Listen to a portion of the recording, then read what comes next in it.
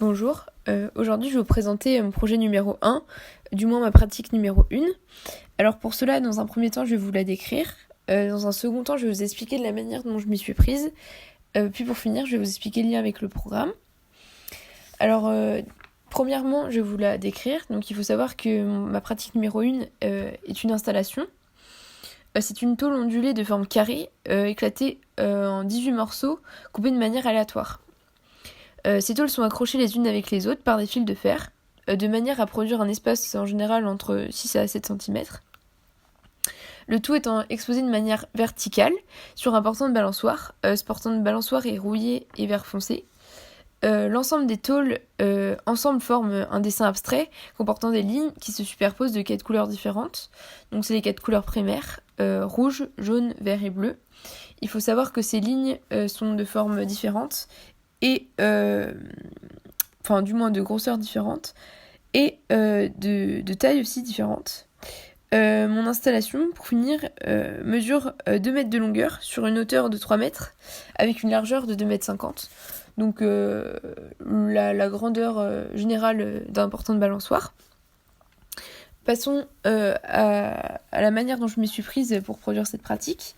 Alors dans un premier temps, je me suis inspirée des artistes qui m'inspiraient le plus dans le corpus d'œuvres pour l'année. Sol Lewitt avec le wall drawing et Sophie Taberhart avec l'Aubette sont les deux artistes qui m'ont le plus plu dans ce corpus.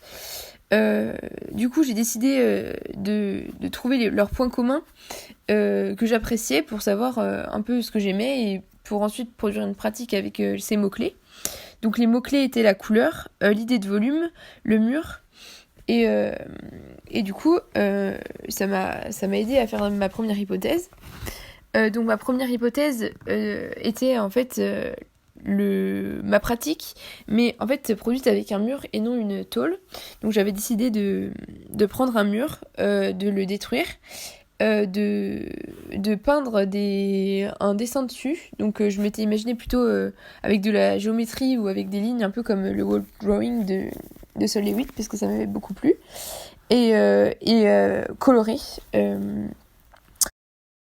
Cette hypothèse numéro 1 m'a amené à plusieurs problématiques, dont la problématique de l'éclatement qui m'a beaucoup plu pour mon projet numéro 1 pour pouvoir ensuite faire plusieurs pratiques.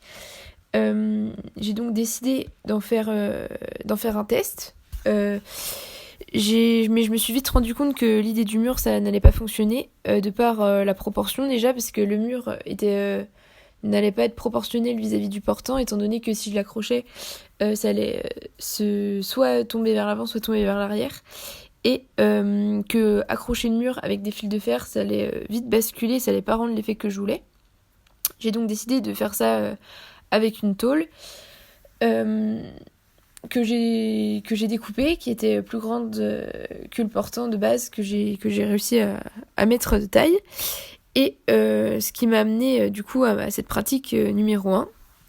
Le lien avec le programme est la branche du champ de questionnement artistique, de par le lien avec l'architecture, le paysage, le design et d'objets, selon moi, car j'ai utilisé des objets comme un portant de balançoire, une tôle et des fils de fer. Donc selon moi, c'est ce qui tournait le plus...